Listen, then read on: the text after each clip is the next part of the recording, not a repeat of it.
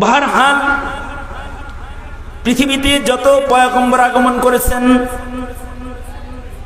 বাবা আদম থেকে শুরু করে আমাদের নবী পর্যন্ত যত নবী দুনিয়ার মাটিতে আসছে, সব নবীর এক নাম্বার কাজ ছিল মানুষের মুখে এটা উচ্চারণ করা, লা ইলাহা ইল্লাল্লাহ, লা ইলাহা ইল্লাল্লাহ।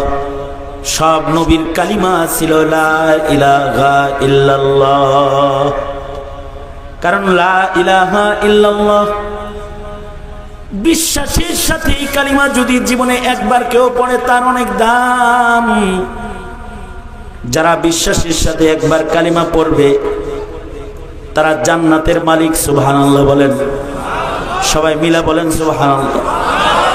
যারা বিশ্বাসের সাথে একবার বলবে লা ইলাহা ইল্লাল্লাহ, তাদেরকে আল্লাহ তাআলা জান্নাত দেওয়ার জন্য বাহানা করবেন। আল্লাহ তাআলা সর্বনিম্ন একজন কালিমাওয়ালা মুমিনকে দোজখের আগুন থেকে বের করার আয়োজন স্বয়ং আল্লাহ তাআলা নিজের জিম্মায় আল্লাহ তাআলা তাকে বের করার আয়োজন করবেন। যারা কালিমাওয়ালা তাদেরকে আল্লাহ তাআলা বিভিন্ন বাহানায় বাহানায় ক্ষমা করে। তার ভেতরে আজকে রাত্রে এই গ্রামের মানুষ ক্ষমা পাবে বাহানায় বাহানায়। যারা কালিমাওয়ালা মাহফিলে বসে রয়েছে, আল্লাহ তাআলা ফেরেশতাদেরকে সাক্ষী রেখে বলতেছে ওরা কালিমাওয়ালা, ওরা আমাকে ভয় করে, ওরা আমাকে ভালোবাসে। তোরা ফেরেশতারা সাক্ষী থাক, আমি কালিমাওয়ালাদের জিন্দেগির সব গুনাহ মাফ করে দিলাম। তাদের নাম দোজখের খাতার থেকে কাইটা তাদের নাম জান্নাতের দপ্তরে উঠায়া দিলাম। এগুলো আল্লাহ পাকের বিশেষ দয়া মায়া কালিমাওয়ালার জন্য। কারণ একটা কালিমাওয়ালাকে আল্লাহ তাআলা কত মোহাব্বত করেন। বুখারী শরীফের রিওয়ায়াত হযরত ওমর থেকে বর্ণিত, মুসলমানদের কাছে কাফেরদের নারী পুরুষরা গ্রেফতার হলো, অর্থাৎ কাফেররা মুসলমানদের কাছে পরাজয় বরণ করে গ্রেফতার হলো। এই গ্রেফতারকৃত মানুষদের ভেতরে পুরুষও আছে, মহিলাও আছে। বুখারীতে আছে, হযরত ওমর বর্ণনা করেন নারীদেরকে যখন গ্রেফতার করে আটকে রাখা হয়েছে, এই সময় হঠাৎ করে একটা মহিলা দৌড় দিল প্রাণ বাঁচানোর জন্য অথবা পলায়ন করার জন্য নয়। যুদ্ধের ময়দানে এই মহিলার দুধের বাচ্চাটা হারায় গেছে। হঠাৎ করে দেখে তার দুধের বাচ্চাটা পাশে হাঁটতেছে, মারে খুঁজতেছে। মহিলাটা দৌড়ায়া যায় তার শিশু বাচ্চাটাকে বুকে জড়ায়া লইছে, কোলে লইছে। সন্তানটাকে বুকে জড়ায়া মা আদর করতেছে। দীর্ঘ সময় সন্তান কিছু খায় না, তার পেটে ক্ষুধা, তার মুখ শুকনো। মহিলাটা তার সন্তানকে দুগ্ধ পান করাইতেছে। সাহাবায়ে কেরাম অপলক নেত্রে তাকায় মার ভালোবাসা দেখতেছে, যে একটা মায়ের সন্তানের জন্য কত মায়া। খোদ আল্লাহর নবীও তাকায় দেখতেছেন। কিছু সময় পরে আল্লাহর রাসূল সাহাবীদেরকে বলে, সাহাবীরা, এই মায়ের সন্তানের জন্য মায়া তোমাদেরকে আকর্ষণ করেছে, তোমাদেরকে বিস্মিত করেছে। এই এই এই এই আপনি ইন্দাইলেন কে? হ্যাঁ, ইন্দাইছেন কে? এখন এখানে খাড়া দিয়েছেন কে? আপনি বাগেন এনতে, তুই দাঁড়াইছিস কে? এটা কি? হ্যাঁ, প্রজেক্টর বন্ধ কর। প্রজেক্টরের ভিতরে আমি ওয়াজ করি না, আমি বয়ান করবো না। ঘুরাও, এটা অন্যদিকে ঘুরাও, ওইদিকে ঘুরাও, ওইদিকে ওইদিকে ওইদিকে।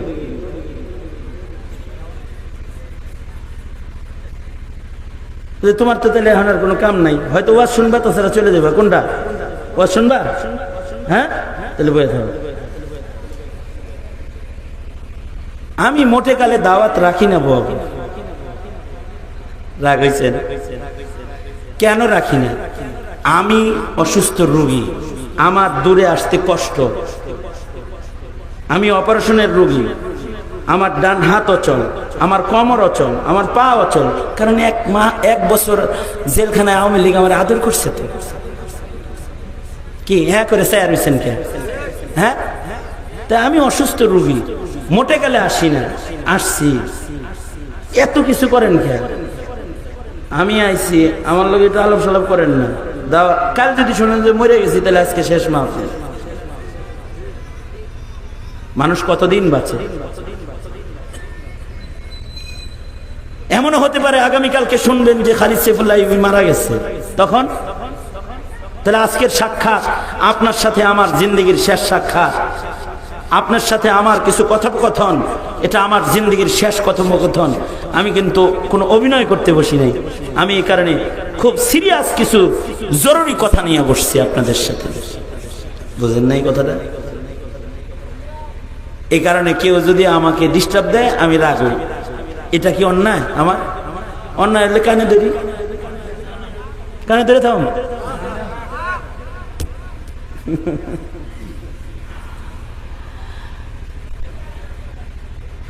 আবার আওয়াজ করে জোরে তসবিহ জপেন, যাতে বাহিরের লোকেরা বুঝে যে এখানে কিছু হইতেছে, আমরা একটু যাই, ওখানে একটু শরীক হই। জোরে আওয়াজ করে বলেন সুবহানাল্লাহ, জোরে বলেন আলহামদুলিল্লাহ, লা ইলাহা ইল্লাল্লাহ, আল্লাহু আকবার, আল্লাহু আকবার, আল্লাহু আকবার। আবার মুতাওয়াজ্জিহান ইলা জিহাতিল হুজুর, আপাতত আমার দিয়ে কি বলতেছিলাম আমি? মা তার সন্তানকে দুগ্ধপান করে আদর করতেছে। এই পৃথিবীতে মানুষের ভালোবাসার মধ্যে সবচেয়ে পাওয়ারফুল ভালোবাসা আল্লাহ তাআলা মা সন্তানের ভেতরে দান করেছেন। মায়ের ভালোবাসার চাইতে শক্তিশালী কোনো ভালোবাসা আল্লাহ তাআলা দুনিয়ায় মানুষের ভিতরে দেয় নাই। ভাই ভাইয়ের ভালোবাসার চাইতে মা সন্তানের ভালোবাসা বেশি। স্বামী স্ত্রীর ভালোবাসার চাইতে মা সন্তানের ভালোবাসার পাওয়ার বেশি। মা সন্তানকে যে ভালোবাসে, এটা আল্লাহর দান। এই ভালোবাসাটা আল্লাহ তাআলা নিজে দান করেছেন। আল্লাহ ভালোবাসা বানানোর পরে সবচেয়ে বেশি ভালোবাসা, 99 ভাগ ভালোবাসা আল্লাহ তাআলা নিজের জন্য রেখেছেন। 1 ভাগ ভালোবাসা বন্টন করেছেন। 1 ভাগের ভেতরে সবচেয়ে বেশি ভালোবাসা আল্লাহ তাআলা আমাদের নবীজিকে দান করেছেন।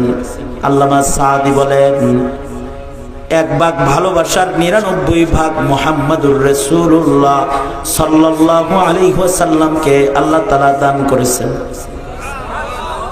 আবার 1 ভাগ ভালোবাসার বুজুর্গরা বলেন, 1 ভাগ ভালোবাসার 100 ভাগের 1 ভাগের, আবার 100 ভাগের 99 ভাগ আল্লাহ তাআলা মায়ের জাতকে দান করেছেন। কিছু কিছু ভালোবাসা আল্লাহ তাআলা সব মাখলুকরে দিচ্ছেন, কিন্তু মায়েকে, মা জাতকে আল্লাহ তাআলা আলাদা ভালোবাসা দান করেছেন। পশু পাখির ভেতরেও মা যারা, তাদের ভালোবাসা আলাদা। এ কারণে মা গরু তার বাচ্চাকে আলাদা ভালোবাসে, মা ছাগলটা তার বাচ্চাকে আলাদা ভালোবাসে। মা মাছের ভেতরে যে মা, সে তার বাচ্চাকে আলাদা ভালোবাসে। বাচ্চার প্রেমে মায়েরা নিজের জীবন দিতে রাজি হয়, কারণ মায়ের হৃদয়ে ভালোবাসা দিচ্ছেন স্বয়ং কে? জোরে আওয়াজ করে বলেন, কে দিছেন? হযরত আয়েশা সিদ্দিকা বলে, আল্লাহর নবী মা আর সন্তানের আশ্চর্য ভালোবাসা দেখেছি। 2টা খেজুর নিয়ে ইফতার করতে বসছি, এক মা এসে দরজায় দাঁড়ায় বলে, আমায় কিছু দাও। আল্লাহর নবী গো, একটা খেজুর নিজের জন্য রেখে আর একটা খেজুর আমি ভিক্ষুক মহিলাটাকে দান করলাম।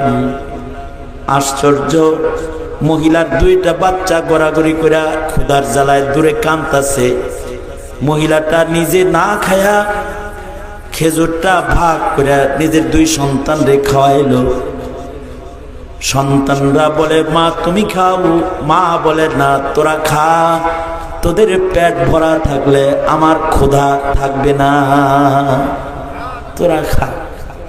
হযরত আয়েশা বলেন, ভাবলাম আর একটা খেজুর আছে, এইটা মারে দিই, ও খাক। তো আমি পানির দ্বারা ইফতার করে আর একটা খেজুরও দিলাম। আগের খেজুর দুইটা যেমন সন্তান রে খাওয়াইছে, পরের একটা দিছি, এটাও ভাগ করে সন্তান করে খাওয়াই দিচ্ছে। আমার আর কোনো খেজুর রইল না। আমি পানি দিয়ে ইফতার করলাম, কিন্তু পর্দার আড়ালে দেখলাম মা আর সন্তানের ভালোবাসা। মা না খায়া সন্তান রে খাওয়ায়া শান্তি পাইছে। এই যে মার ভালোবাসা, এটা আল্লাহর দান। এ কারণেই আল্লাহর রাসূল মার হক 3 বার বর্ণনা করেছেন। পৃথিবীর কোন সন্তান যদি মার হক আদায় না করে, আল্লাহ তাআলা অসন্তুষ্ট হয়।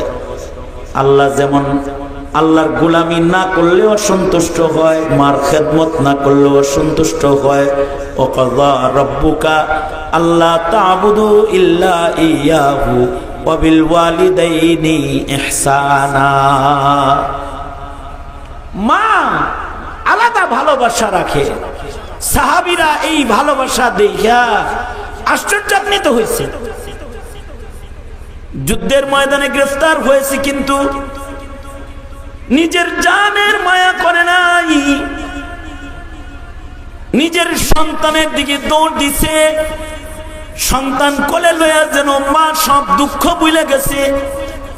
নিজের সন্তানকে মা আদর যত্ন করে দুগ্ধ পান করাইতেছে। সাহাবীরা দেখে আশ্চর্যান্বিত। আল্লাহর রাসূল নিজেও আশ্চর্যান্বিত হয়ে দেখতেছেন। আল্লাহর নবী এরপরে বলতেছেন, এই সাহাবীরা, এই ভালোবাসা দেখে তোমরা আশ্চর্যান্বিত হয়েছো। মা তার সন্তানরে যতটুকুন ভালোবাসে, এর চেয়েও মহান আল্লাহ তার বান্দাকে কোটি কোটি গুণ বেশি ভালোবাসে। মার ভালোবাসা সন্তানের জন্য যেমন, আল্লাহর ভালোবাসা বান্দার জন্য তার চেয়েতে অনেক বেশি। কেন আল্লাহ মাফ করে? ওয়াজে বইলেও কয় মাফ, ডাক দিলেও কয় মাফ।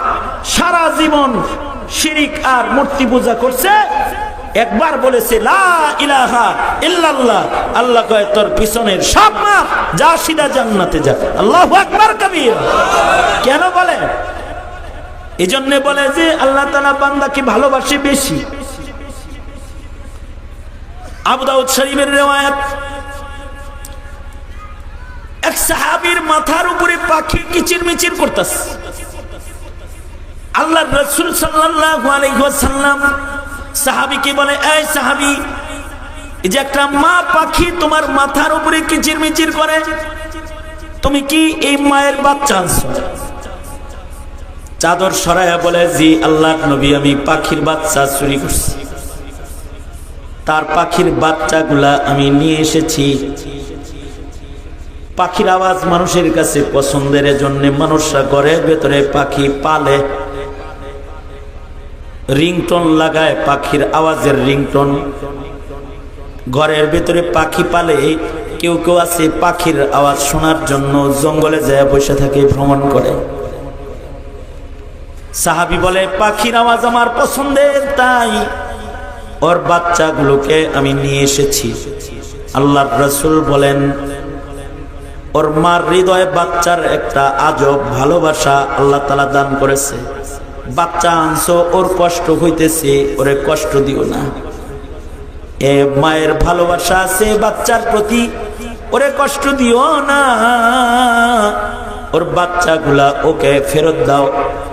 এক পর্যায়ে রাসূল বলেন, এই মার এই বাচ্চার জন্য যতটুকুন ভালোবাসা তোমরা দেখছো, তার চাইতে কোটি কোটি গুণ বেশি ভালোবাসা আল্লাহ তাআলা তার বান্দার জন্য রাখেন। বান্দাকে আল্লাহ তাআলা এর চাইতে কোটি কোটি গুণ বেশি ভালোবাসে। সুবহানাল্লাহ। এই কারণে আল্লাহর রাসূল সহিহ হাদিসে বর্ণনা করেন, হাসরের মাঠে যে একবার বলছে লা ইলাহা ইল্লাল্লাহ, তাকে আল্লাহ মাফ করার লাগা বাহানা করবে। সহিহ হাদিসে আছে আল্লাহর রাসূল দুই বান্দাকে বলবে, এই বান্দা তোদের গুনাহ বেশি নেকি নাই, যা তোরা দোজখে যা। সহিহ হাদিসে আছে এই দুই বান্দা দোজখের দিকে রওনা যাবে, কিন্তু এই দুই বান্দা যখন দোজখের দিকে চলতে থাকবে, দুইজনের ভেতরে একজন দোজখে যাবে আর ফিরা ফিরা আল্লাহর দিকে চাইতে থাকবে। আল্লাহ তাআলা তাকে বলবে, এই বান্দা দোজখে যাইতে বলছি, দোজখে যাও, কিন্তু ফিরা ফিরা আমার দিকে কেন চাও? লোকটা বলবে, আল্লাহ আলেমদের মুখে আপনার দয়ার কথা শুনছি, আপনার ভালোবাসার কথা শুনছি, আপনি তো আপনার বান্দারে অনেক ভালোবাসেন, দোজখে যাইতে বলছেন যাই, কিন্তু আপনার মায়া দয়া পাওয়ার আশায় বারবার আপনার দিকে ফিরে ফিরে তাকাই। আল্লাহ তাআলা বলবেন, বান্দা আমার দয়া মায়ার ঈমান তোর ভেতরে আছে, যা তোকে দোজখ মাফ কইরা তোকে জান্নাত দিয়ে দিলাম। এটা জান্নাতে চলে যাবে।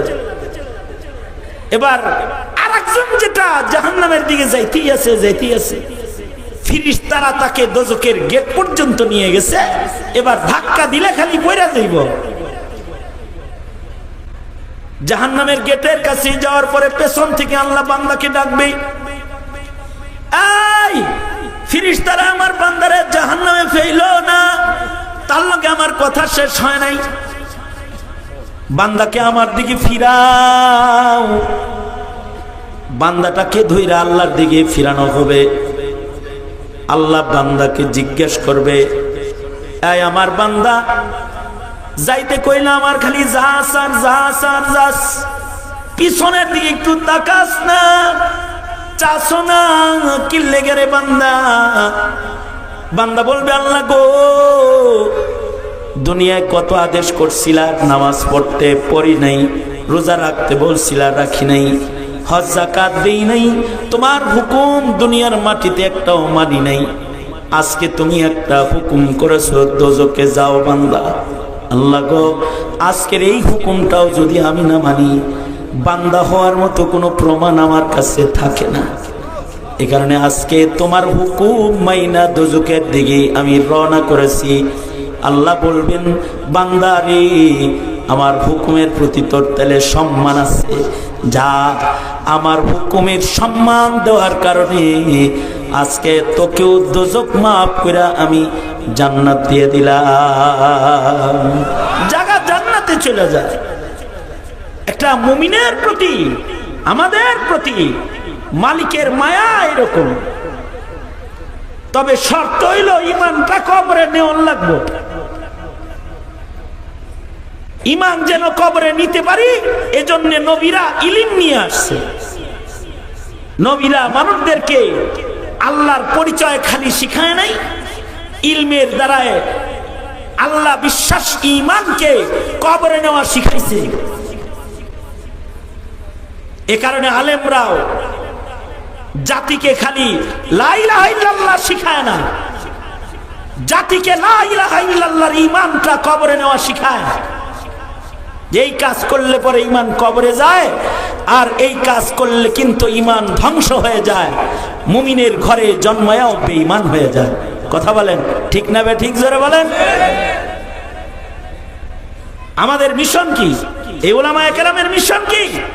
উলামায়ে কেরামের মিশন হলো সবাই বলো লা ইলাহা ইল্লাল্লাহ, এটা বলায় আর উলামাদের মিশন হলো ইমানটা যেন কবরে যায়, ইমানটা যেন নাস্তিকে না নেয়, মুরতাদে না নেয়, বেঈমানে না নেয়, কাদিয়ানি না নেয়, ইমানটাকে ইসকনে যেন না নিয়ে নেয়। ঠিক আস্তে করে কষ্টকে জোরে আওয়াজ করে বলেন ঠিক না নাকি? এগুলাই শিখায় আলেমদের কাজ। এটা আলেমরা কারোর এসে আর থেকে নামায় না, কারোর উঠায় না, কারোর ভোট নিয়ে টানাটানিও করে না। আমি এই এলাকায় এসে আমার ভোট নিয়ে টানাটানি করার কিছু আছে? এটা আমার আসন।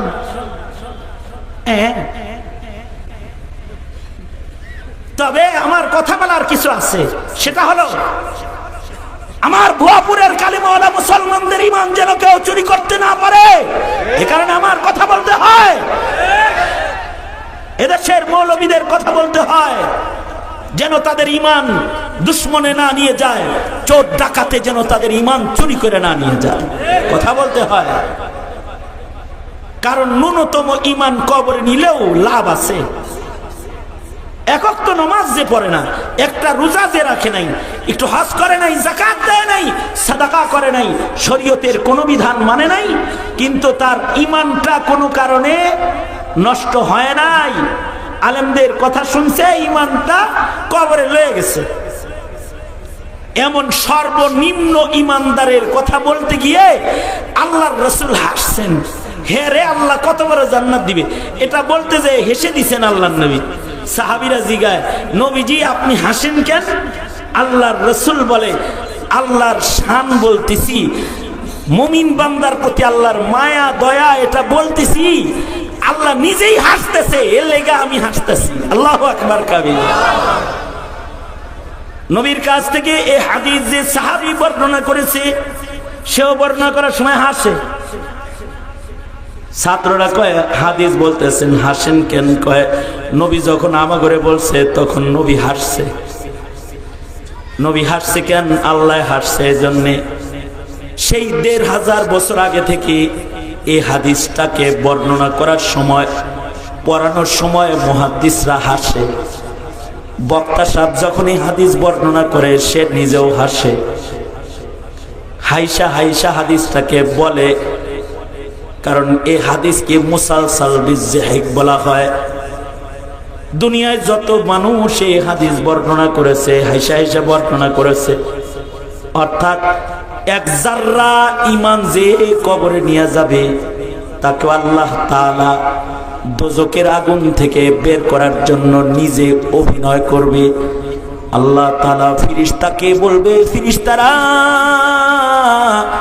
জাহান্নামের ভেতরে একটা মুমিন দেখা যায়, ওই ছোট্ট মুমিনটারও আমার কাছে একটু দাম আছে, ওরে দোজখের মাঝখানে রাইখো না, আমার কষ্ট হয়, ওরে জাহান্নামের কিনারায় টাইনা লয়ে আসো। ফেরেশতারা টাইনা এসেছে দোজখের কিনারায় নিয়ে আসবে। দোজখ বর্ডার ভিতরে, কিন্তু বর্ডার এরিয়া আছে। হাদিসে আছে আল্লাহ তাআলা তার লগে কথা বলবে। ওই ঈমান টুকের কারণে আল্লাহ নিজে বান্দার সাথে কথা বলবে। আল্লাহ বান্দাকে ডেকে বলবে, ও আমার ঈমানদার বান্দা, বান্দারে ভিতরে আসিলি, মাঝখানে তো তোর কষ্ট হয়েছে, এবার কিনারে আনছি। ও বান্দা তোর কি আমার কাছে চাওয়ার কিছু আছে? আল্লাহ নিজে বলবে, তুই কি আমার কাছে কিছু চাসনি রে বান্দা? বান্দা আল্লাহকে বলবে, আল্লাহ দোজখের ভিতরে আগুনে থাকতে তো কষ্ট হয়, এটা বুঝেনি। ও আল্লাহ বেশি কিছু আমি চাই না, দোজখের বাইরে যে একটা গাছ দেখা যায়, আমাকে দোজখ থেকে বাইর করে ওই গাছের ছায়ার নিচে একটু যদি জায়গা দেন, তাহলে আপনার জাত আপনার জালালের কসম করে বলতেছি আর কিছু আমি চাবো না। আল্লাহ তাআলা বান্দাটার আবেদন পুরা করে বান্দাকে দোজখের আগুন থেকে বাইর করে গাছের ছায়ার নিচে জায়গা দিবে। এবার এই বান্দা গাছের ছায়ার নিচে বয়ে রয়েছে। আল্লাহ তাআলা আরাফে জান্নাতের বর্ডারে আরেকটা গাছ দাঁড় করাবে, আর বান্দাকে এই গাছ দেখাবে। তার মানে বান্দাকে আরো কিছু চাওয়ার জন্য লাইন আল্লাহ নিজে কইরা দিতেছে। এবার আল্লাহ জিজ্ঞেস করবে, এই বান্দা, আগে দোজখের ভিতরে ছিলি, এখন তো আরামই আছস, আর কিছু চাসনি? বান্দা বলবে, কি বলেন আল্লাহ, চাই না মানে? এখন যেখানে আছি এখানে দোজখের বাতাস লাগে, গরম বাতাস। তবে ওই যে জান্নাতের পাশে যে ছায়াদার গাছটা দেখা যায়, আপনার জাত আর জালালের কসম করে বলতেছি আমি, খালি যদি এই গাছ থেকে সরায়া আমারে ওই জান্নাতের কাছের গাছের নিচে একটু বসতে দেন, আপনার জাতের কসম আপনার কাছে আর কিছু আমি চাবো না। বুঝতে চাইছস তো? কয়, জি আল্লাহ, আর জীবনে কিছু চাইতাম না। এবার জান্নাতের পাশে গাছের ছায়ার নিচে বান্দাকে আল্লাহ ফিরিস্তাদেরকে নিয়ে বসায়া দেওয়ার নির্দেশ করবে। এবার জান্নাতের বাইরে গাছের ছায়ায় বৈশা যখন জান্নাতের হুর গেলমান নাজ নেয়ামত দেখতে থাকবে, তেঁতুল খাইলে দেখলে যদি জিহ্বায় পানি আসে, বান্দাটা যখন জান্নাতের হুর গেলমান আর নাজ নেয়ামত গুলা সচক্ষে দেখবে, হের কিরকম পানি আইব। আল্লাহ তাআলা এবার বান্দাকে বলবে, বান্দা, এতক্ষণ তো ইজ্জতের জাতের কসম খায়া খায়া চাইছে, এ পর্যন্ত আসছস, আবার কিছু কি চাওয়ার আসেনি? তুই না একটু আগে বললি আর কিছু চাবি না, আবার কিছু চাস আমার কাছে? বান্দা বলবে, আল্লাহ কসম টসম করে এত কিছু কইলাম, তারপরে একটা জিনিস চাই, বেশি কিছু চাই না আল্লাহ। ওই যে কি মনোরম সুন্দর জান্নাত দেখা যায়, এই জান্নাতের উপযুক্ত তো আর আমি না, তবে আপনি যদি ভিতরে একটু বসার জায়গা দিতেন, তার মানে ওই জান্নাতের ভিতরে আমার একটু বসার জায়গা দেন, এর চেয়ে আর কিছু চাই না, আপনার জাতের কসম আর কিছু চাবো না আপনার কাছে। আল্লাহর রাসূল বলেন, আল্লাহ তাআলা এই কসম খায়া এক বিগত জায়গা চাওয়া বান্দাটাকে সুবহানাল্লাহ বলার লেগে রেডি হয়ে বসে সুন্দর করে একটা সুবহানাল্লাহ বলেন। আল্লাহর রাসূল বলেন, এই বান্দা আমার উম্মতের সর্বশেষ জান্নাতি বান্দা, তাকে আল্লাহ তাআলা যে জান্নাতটা এবার দান করবে, তার জান্নাতটা হবে এমন পৃথিবীর 10 পৃথিবীর সমান।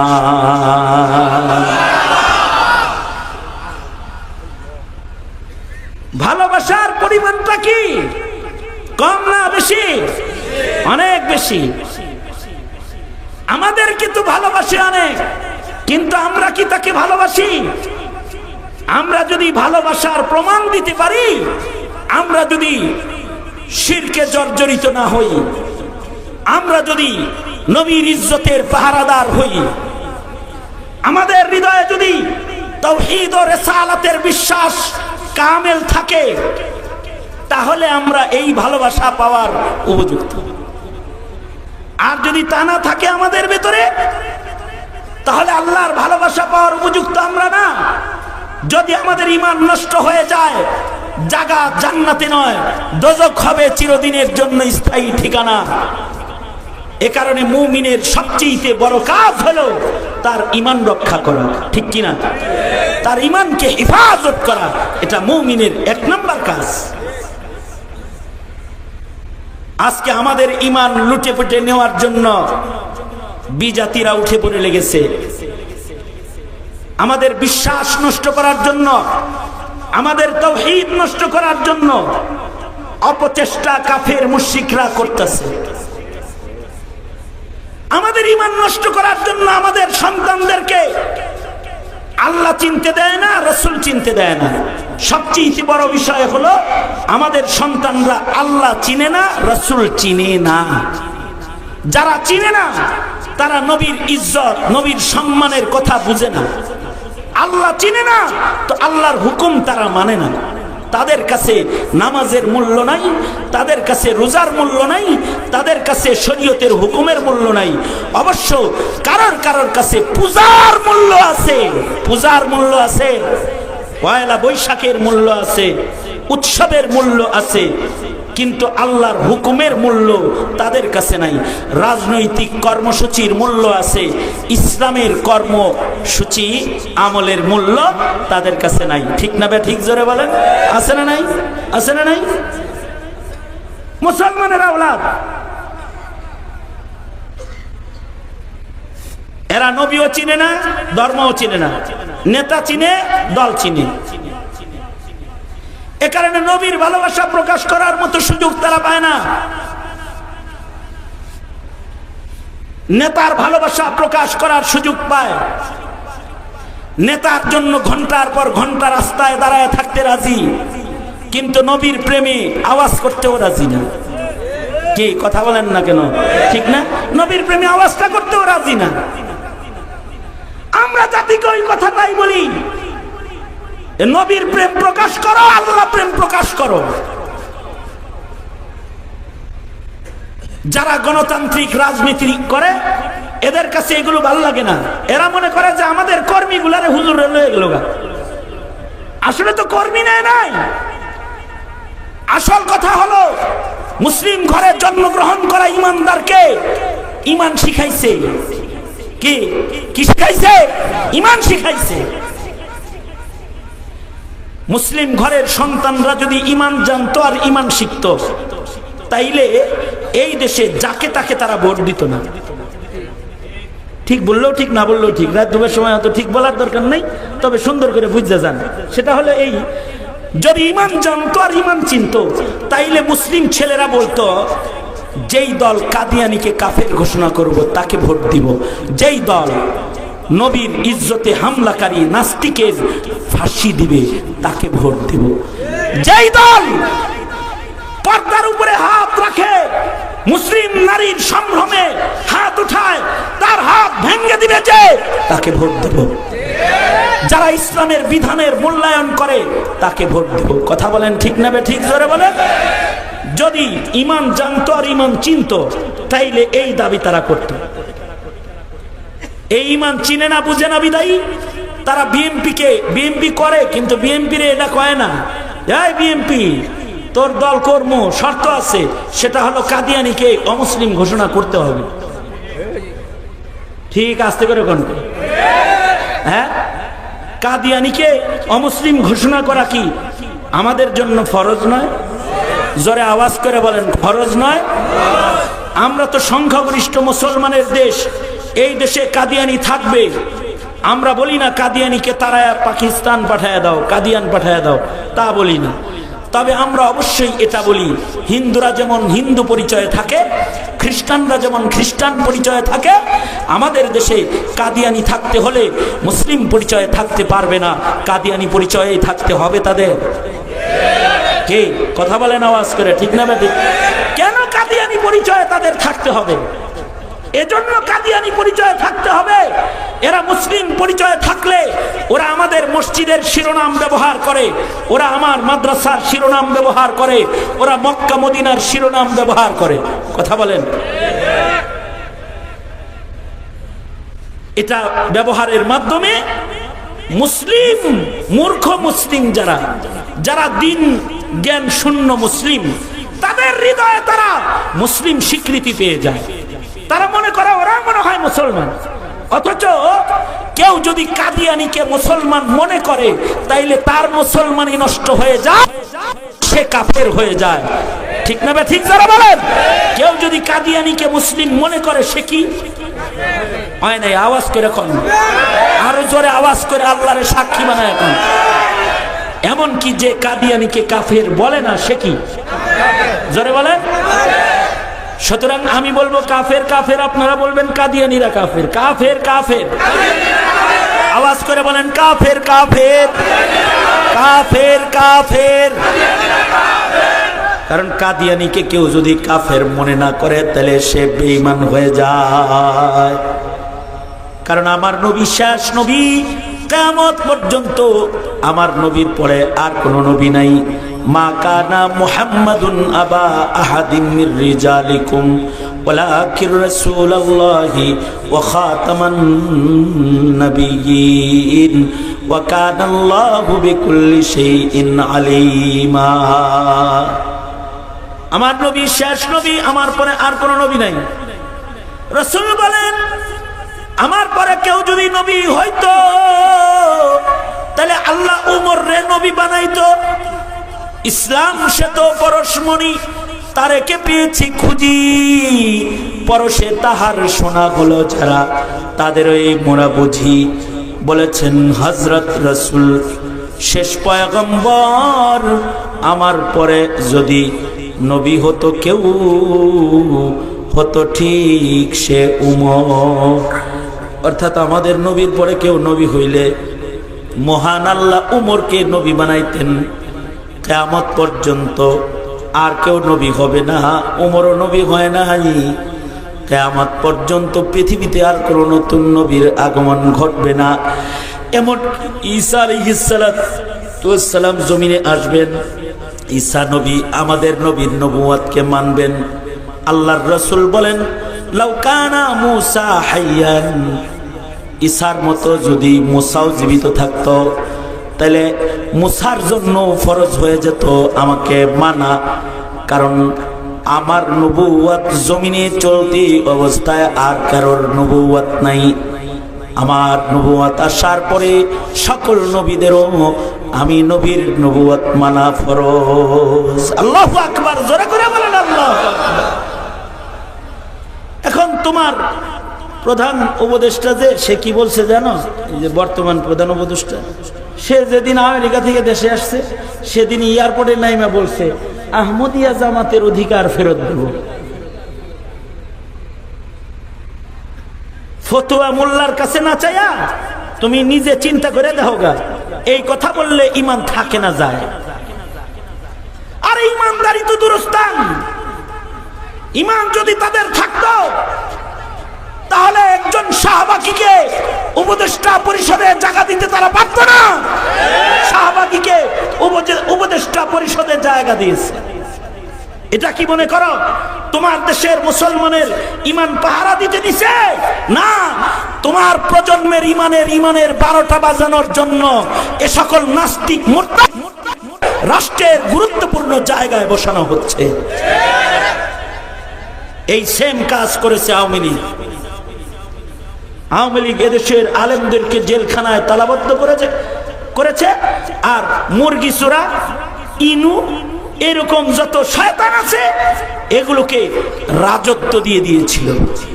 কি আওয়াজ করে বলেন না কেন? রাজত্ব দেয় নাই তাদেরকে, রাজত্ব দিয়েছিল তাদেরকে।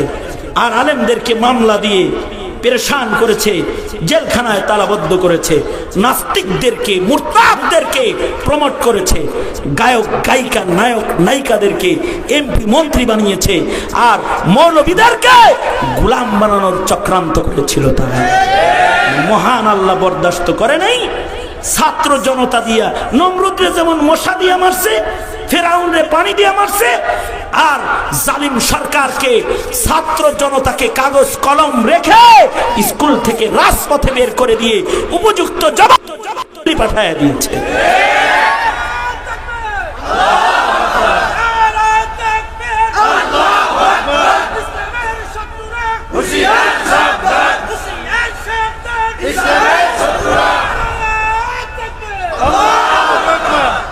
এদেশের আলেম ওলামারা ধৈর্যশীল, বিশ্বাস করেন এখনো মোল্লার গায়ে যত ধৈর্য, সারা দুনিয়ার সব মুসলমানের ধৈর্য এক জায়গায় করলে মোল্লার ধৈর্যের সমান হবে না, হবে না। আমাগরে কি রাজাকার আজকে থেকে কয়? হ্যাঁ বইয়ের রিসেস বেটা, এই মোল্লা মুন্সিরের রাজাকার কি আজকের থেকে কয়? মৌলবীদের রাজাকার কয় স্বাধীনতার পরের থেকে, 72 থেকে। সেই 72 থেকে মোল্লা করে রাজাকার কয়। এ পর্যন্ত মৌলবীরা কারোর মাথায় বাড়ি দেয় নাই, রাজাকার বলে বিধায়। কিন্তু একদিন খালি রাজাকার কইছে, একদিন রাজাকার কইছে, আর 12টা বাজে 13টা ঝুলাই দিছে, খাওয়ান পর্যন্ত খাইতে দেয় নাই। কত সুন্দর সুন্দর রান্না বাড়া করেছিল বলে খাবে, আন্ডা মাছ খান্ডা অনেক কিছু রেডি করেছিল খাইবার জন্য। এই সব ছাত্ররা যায় খাইছে, ওখানে যে দিল্লির প্রসাদ খেয়েছে, দাদি দিল্লির প্রসাদ খেয়েছে গিয়ে। আর মাছ তরকারি যা রান্না করছিল সব যায় ছাত্ররা খেয়ালাইছে। শুধু এইগুলা খাইছে তা না, হাসিনার বেডে জুতা শুদ্ধ যায় শুইছে, বেচারির হাঁসগুলা চুরি করে লয়ে গেছে, মাছগুলা পুকুর থেকে উঠে লয়ে গেছে, মুরগি লয়ে গেছে। একজনে বালিশ লয়ে যায়, কয় বালিশ বালিশ, গণভবনের বালিশ, পর্দা শুদ্ধ লয়ে গেছে, যা ছিল সব নিচে। এমনকি গণভবনের চতুর্দিকের ইট গুলাকে খুলে ফেলেছে। এখন কোন কেউ যদি গণভবন দেখতে যাও, যা দেখবা গণভবনের চতুর্দিকের ডাবল ইটের গাঁথনি একটাও নাই, খুলে আলাইছে চতুর্দিক থেকে। আমার মনে হয় এই ছাত্রগুলা যদি হাসিনারে যায় ভিতরে বসা পাইতো, তাইলে গায়ের চামড়া খোলা ফেলতো, তার চামড়া রাখতো না। কেন? কি অপরাধ? একমাত্র অন্যায় হলো আলেম বিদ্বেষী হওয়া, ইসলাম বিদ্বেষী হওয়া, একমাত্র অপরাধ। এদেশের শিক্ষা সিলেবাস থেকে সব সরায় দিয়ে ডারউইন, ট্রান্সজেন্ডার, সমকামিতা, গোমাতা প্রবেশ করায় আল্লাহ রসুল শিক্ষা সিলেবাস থেকে সরায় গেছে। সুন্দর সুন্দর তাহাজ্জুদের বর্ণনার ভাষণ দিছে, ওপর দিয়ে ভানি রাখছে আর নিচ দিয়ে ঘোরা কাটছে। আমরা বলেছি ট্রান্সজেন্ডার শিক্ষা দিও না, আমরা বলেছি ডারউইনের ভ্রান্ত মতবাদ পড়ায় না সন্তানকে। কেন পড়াও ডারউইনের ভ্রান্ত মতবাদ? ডারউইন পড়াইলে তো আমার ছেলেরা আল্লাহ ভুলে যাবে, আমার প্রজন্মের সন্তানদের দিলের ভেতরে আল্লাহর বিশ্বাস ঈমান থাকবে না, লা ইলাহা ইল্লাল্লাহ বলা ভুলে যাবে। কারণ ডারউইন পড়লে ওরা বুঝবে যে আমরা মানুষের বাচ্চা না, আমরা আস্ত বান্দরের বাচ্চা। কি কথা বলেন না কেন? আওয়াজ করে বলেন না কেন? মানুষ কি বানরের বাচ্চা? এই যুবক, আমরা কি বানরের বাচ্চা? তোমার তো বানরের বাচ্চা বানাইছে। প্রাণী বিজ্ঞান পড়ায় তোমাদেরকে আল্লাহ বিরুদ্ধে, আল্লাহর বিপক্ষে দাঁড় করাইছে। আল্লাহ কয় আমি হাত দিয়া বানাইছি, খালাকাল্লাহু আদম বিয়াদি, আল্লাহ কয় আমি নিজের হাতে বানাইছি। ওরা কয় না, বান্দর থেকে লেস পয়দা মানুষ হইছে। জমা করে আল্লাহর বিপক্ষে দাঁড় করাইছে। তোমরা কি মনে করো আমরা প্রাণী বিজ্ঞান পড়ি না? আমাদের মাদ্রাসায় প্রাণী বিজ্ঞানের এত বড় বই আছে, যত বড় বই তোমরা চোখেও দেখো না। আল্লাহ দিল বইয়ের নাম হায়াতুল হাইওয়ান, কিতাবের নাম কামাল উদ্দিন দমেরি রহমাতুল্লাহ আলাইহি। প্রাণীর এমন কোন প্রাণী নাই যেটা নিয়ে তিনি আলোচনা করে নাই। কিন্তু তোমাদেরকে ডারউইন পড়ায়া, প্রাণী বিজ্ঞান পড়ায়া তোমাদের ঈমান নষ্ট করতে চায়। আর আমাদেরকে প্রাণী বিজ্ঞান পড়ায় আমাদের ঈমানকে মজবুত করেছে, আমাদের আকাবিররা ঈমানকে মজবুত করেছে। উদাহরণস্বরূপ হায়াতুল হাইওয়ানের ছোট্ট একটা তথ্য আপনাদের কাছে পেশ করি। হায়াতুল হাইওয়ানে অনেক পশু পাখির কথা আছে, এর ভিতরে কবুতরের কথা আছে। কবুতর, কবুতরের একটা সুন্দর খাসলত আছে। গোমায় গোমায় শুনলে কিচ্ছু মনে থাকবে না। দোনো হাত উপরে তুলো, মুরব্বীরাও তুলেন, হ্যাঁ সোজা করো, নাড়াচাড়া, ঘুম নাই তো? নারায়ে তাকবীর, নারায়ে তাকবীর, নারায়ে তাকবীর। অবশ্য আমার ওয়াজের বাজেট শেষ। বাজেট মানে হলো আমি লম্বা ওয়াজ করি না, 1 ঘন্টা করি, 1 ঘন্টা ইজ ফিনিশ, 1 ঘন্টা শেষ। এখন যা করবো এটা হইল বোনাস। এত লম্বা ওয়াজ করার দরকার নাই তো। এত ওয়াজ করে কি করব? বেশি ওয়াজ করার দরকার নাই। খাইটা মারা কিছু কথা বলে দেওয়া দরকার সবাই রে। খাইটা বুঝো? হ্যাঁ, তোমরা টাঙ্গাইল, আমি মানিকগঞ্জ, খুব দূরে না। খাইটা মুগুর মারা, সুন্দর কথা কইছে। আর একটা ভাষা হলো কি, মুগুর মারা কিছু কথা বলা দরকার। এত ওয়াজ করে কি ওয়াজ আমার চাইতে বেশি তোরা জানোস বেটা, তোর ওয়াজ শোনা দরকার আমার। যুবক ভাইরা, তোমাদেরকে আমরা বলি, সামনের রাজনীতি কে কি করবে তার রাজনীতি হিসাব করে কড়াই গন্ডায় আদায় করে লইও। সামনে কার রাজনীতি তুমি করবে? তুমি কি কোনো নাস্তিকের দালালের রাজনীতি করবে? মুরতাদের দালালের রাজনীতি করবে? যে কাদিয়ানির দালালি করে তার রাজনীতি করবে? তুমি রাজনীতি করবে তার যে তোমার সন্তানের ঈমান বাঁচাবে, তার রাজনীতি করবা। সিদ্ধান্ত, ডিসিশন তোমার কাছে। বক্তব্য খালিদ সাইফুল্লাহ আইয়ুবীর কাছে, এরকম মৌলবীর কাছে হলো বক্তব্য। এ কারণে মৌলবীকে জেলখানায় যেতে হয়। এ কারণে তোমরা জেলে যাও না, আমি জেলে যাই, কারণ আমি তোমাদের ইমানের বিবেককে খুলে দেই জাতির কাছে। এ কারণে জেলে যাই। কথা তো কিছু বলতেই হবে। মুগুর মারা হোক আর খাইটা মারা হোক, ঠিক না? বেশি রাত বলার খেয়াল নাই, ভয়ের কোনো কারণ নাই। আর কয়েক মিনিট মাত্র, তা তো আছেন নাকি বলেন? আমার সাথে দোয়া করে যাইবেন না? কতক্ষণ আছেন? 15 মিনিট তো আছেন তো ইনশাআল্লাহ। হ্যাঁ, কতক্ষণ আছেন? যদি 2 ঘন্টা হয়, যদি 3 ঘন্টা হয়, ফজর পর্যন্ত যদি হয়, তাও আছেন তো? আপনারা আছেন, আমি নাই। আপনারা ফজর পর্যন্ত থাইয়েন, আমি ফজর ইনশাআল্লাহ ঢাকা। আল্লাহ, কি কইতেছিলাম মনে আছে? স্মরণ করাইয়া দেন।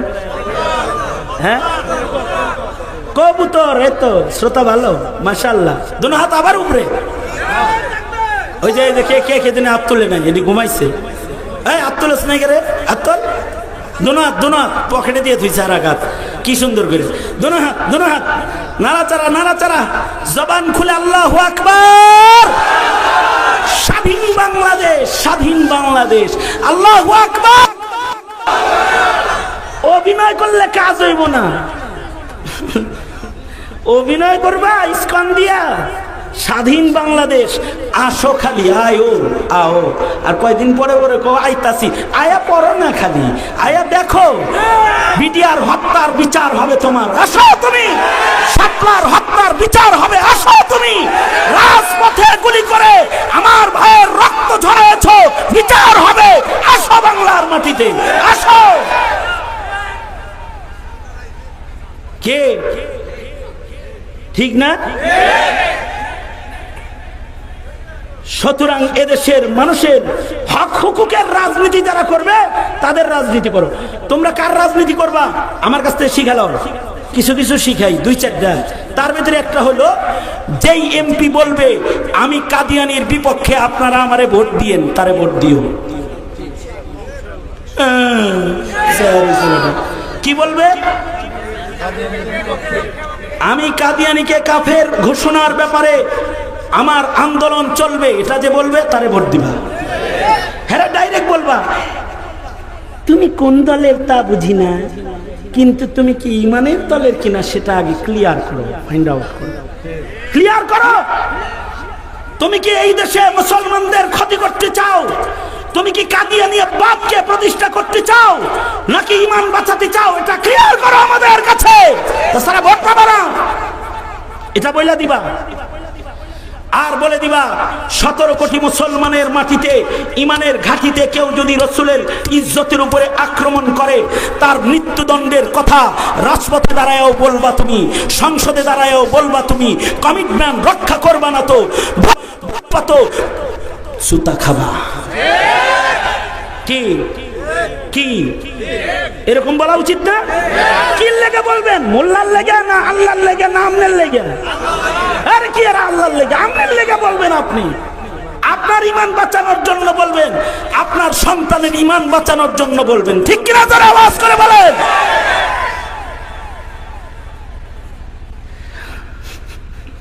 কবুতরের কথা কইতেছিলাম, আল্লাহ দিলে শুনো, অন্য কারোর কাছে পাইতা না। ভালো করে শুনো। কবুতরের একটা সুন্দর গুণ আছে। কবুতর পালছেন কেউ? আমি কিন্তু কবুতর পালছি। খালি ক্যামেরা তোলে জেনে এনে, আমি কবুতর পালছি। কবুতরের একটা সুন্দর খাসিলত হইল,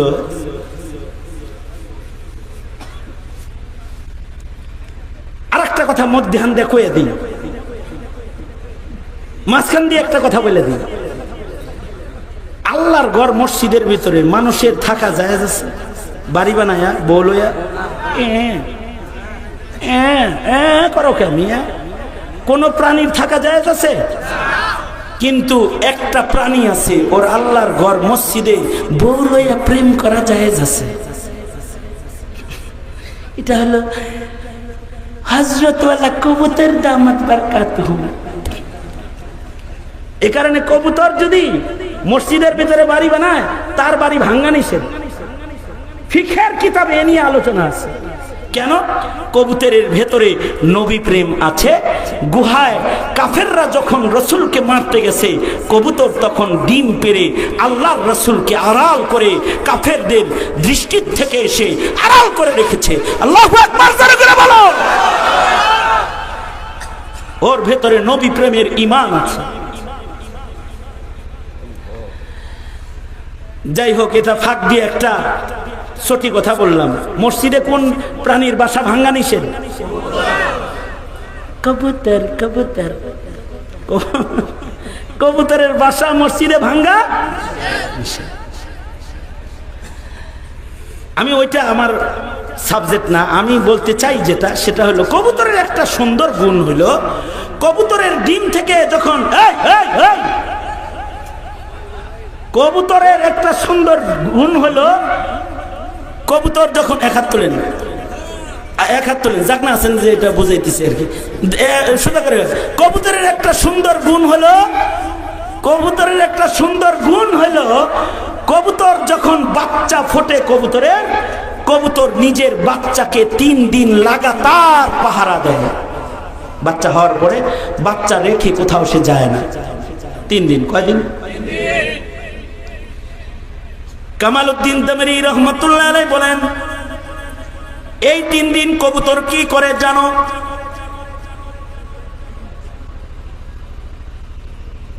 আচ্ছা, কবুতর তো বাচ্চারে দুধ খাওয়ায়। কবুতরের দুধ আছে না? কবুতর বাচ্চাকে দুধ খাওয়ায় না তো 3 দিন বাচ্চাকে কবুতর কি করে? হযরত কামালউদ্দিন তাবরি রহমাতুল্লাহ আলাইহি প্রাণী বিজ্ঞান পড়ায়। তিনি বলে, কবুতর এই 3 দিন ওর বাচ্চার মুখের ভেতরে বাতাস দেয়। কারণ হলো কবুতরের পাকস্থলী যেটা, এটা জন্মের পরে টিউবের মতো এরকম লাগতে থাকে। যতক্ষণ পর্যন্ত পাকস্থলী না খুলবে ততক্ষণ পর্যন্ত ভেতরে খানা প্রবেশ করানো যাবে না। 3 দিন ভৈরা কবুতর নিজের বাচ্চার মুখে দম করতে থাকে, ফু দিতে থাকে, আর ওর বন্ধ পাকস্থলীকে ফু দিয়া ফুলাইতে থাকে। 3 দিন ফু দেওয়ার পরে এক সময় কবুতরের বাচ্চার বন্ধ পাকস্থলীটা খুলে যায়। খুলে গেলে মা বাহির থেকে খাবার নিয়ে বাচ্চার মুখের ভেতরে দিয়ে দেয়। বলুন তো ভাই, বাচ্চার পেটের এই বন্ধ পাকস্থলী দেখার জন্য কবুতর কোনো আল্ট্রাসোনোগ্রামের মেশিন ব্যবহার করে নাই, কিন্তু মহান আল্লাহ যারা চোখে দেখি না, সেই মাওলায় কবুতরকে তার বাচ্চার ভেতরের পেটের পাকস্থলী দেখাইছে। আবার বন্ধ পাকস্থলী কেমনে খুলতে হবে মহান আল্লাহ কবুতরকে শিখাইছে। এ কবুতর দুনিয়ার কোনো ভার্সিটিতে পড়ে নাই, এই দুনিয়ার কোনো মানুষের কাছ থেকে সে শিক্ষা গ্রহণ করে নাই, রবের কাছ থেকে, অদৃশ্যের মালিকের কাছ থেকে শিক্ষা গ্রহণ করে নিজের ছোট্ট বাচ্চার পাকস্থলী খুলেছে। এবার বুঝে থাকলে আওয়াজ করে বলো, কবুতরকে এই শিক্ষা যিনি দান করেছেন তার নাম কি? জোরে আওয়াজ করে বলো। আমরাও প্রাণী বিজ্ঞান পড়াই, কিন্তু আমাদের প্রাণী বিজ্ঞানের ভেতরে আছে তাওহীদ। আমাদের প্রাণী বিজ্ঞানের ভেতরে আছে তোমার মালিককে, এটা পরিচয় তুলে ধরা। কিন্তু তোমাদের প্রাণী বিজ্ঞান যে নাস্তিকরা লেখে তার ভেতরে আছে রবের পরিচয় শূন্য করা। তোমাদেরকে বই পড়ায় নবীর ইজ্জতের উপরে গালি দেওয়া শিখায় দেয়, আর আমরা বই পড়ায় নবীর প্রেম ঢুকাই। জীবন দিবে কিন্তু হানজালার মতো নবীর ইজ্জত লুটায়া দিতে দিবে না। জান বিতরণ করবে কিন্তু নবীর ইজ্জতের পাহারাদারি করবে। এই যে প্রেম, এই প্রেমের নাম ঈমান। আর এই ঈমান যারা ন্যূনতম অল্প ঈমানও যদি কেউ কবরে লইয়া যায়, আল্লাহ তাআলা তাকে এমন পৃথিবীর 10 পৃথিবীর সমান জান্নাতি শুধু দিবে তা না, বাহানায় বাহানায় বাহানায় বাহানায় আল্লাহ তাদের মাফ করে দিবে। এ কারণে তোমরা কালিমাওয়ালা যারা নামাজ পড়ো না, তোমরা কালিমাওয়ালা যারা রোজা রাখো না, তোমরা কালিমাওয়ালা যারা দাড়ি রাখো নাই, তোমরা কালিমাওয়ালা যারা 30 বছর গুনাহ করেছো, ও যুবক কালিমাওয়ালা 25 বছরের ভিতরে রবের হাজিরা সেজদা তুমি দাও নাই, ওযুটা পর্যন্ত শিখো নাই, 2 রাকাত নামাজের মাসাইল তুমি শিখো নাই। তোমার জন্য আল্লাহর রহমতের এক ঝাঁক কথা লইয়া আসছি, তোমার কানে পৌঁছায় দিলাম। তোমার রব তোমারে বড় ভালোবাসে, তোমার রব তোমাকে বড় মুহাব্বত করে। যদি তুমি আজকে এই মাহফিলে এই গভীর রাত এখন বসে যদি চোখের 2 ফোঁটা পানি তুমি ছেড়া দিয়া তোমার রবের যদি বলবার পারো, আল্লাহ তুমি আমারে ভালোবাসো কিন্তু আমি তোমারে চিনি নাই, তুমি আমাকে মোহাব্বত করো আমি তোমারে বুঝি নাই, আল্লাহ গো আজকে তোমারে চিনছি, আজ থেকে আমি নামাজ পড়বো, আজ থেকে আমি রোজা রাখবো, আজ থেকে প্রতিদিন কিছু কোরআনের তিলাওয়াত আমি করব, আমার পেছনের গুনাহ তুমি মাফ করে দাও। তো আল্লাহ তাআলা বলে, কুল ইয়া ইবাদিয়াল্লাযীনা আসরাফু قل يا عبادي الذين أسرفوا على أنفسهم لا تقنطوا من رحمة الله إن الله يغفر الذنوب جميعا। তোমার জিন্দেগি যত গুনাহ আছে সব আল্লাহ এক মুহূর্তে তোমাকে ক্ষমা করবে। শুধু তাই নয়, আল্লাহর রাসূল বলেন, উলাইকা ইউবাদদিলুল্লাহু সাইয়্যাতিহিম হাসানাত। আল্লাহর বাণী কোরআন নবী শোনায় কয়, তোর জীবনের যত কৃত গুনাহ আছে তোর মাওলা তোকেই এত ভালোবাসে, এখন যদি তার চিনা তুই তওবাটা খালি করতে পারস তো মহান আল্লাহ জিন্দেগীর সব গুনাহকে নেকির দ্বারায় পরিবর্তন করে আমল নামার ভিতরে উঠায়া দিবি। রবের ভালোবাসা ঈমান, আর নবীর ভালোবাসা ঈমান।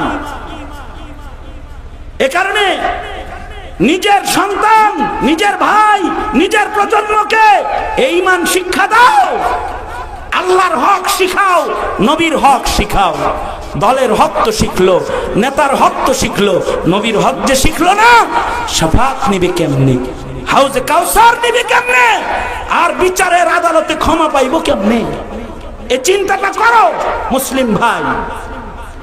মক্তবের শিক্ষাকে জোরদার করুন, সাবাহি মক্তবকে জোরদার করুন, নিজের ঘরের সন্তানটাকে আল্লাহ রসুল চিনানোর আয়োজন করুন। যদি আয়োজন না করে মরে যায় তাহলে সমাজে নাস্তিক প্রজনন বেড়ে যাবে, নাস্তিক প্রজনন বেড়ে যাবে, নাস্তিক বাড়বে তো ঈমান হুমকির মুখে পড়ে যাবে।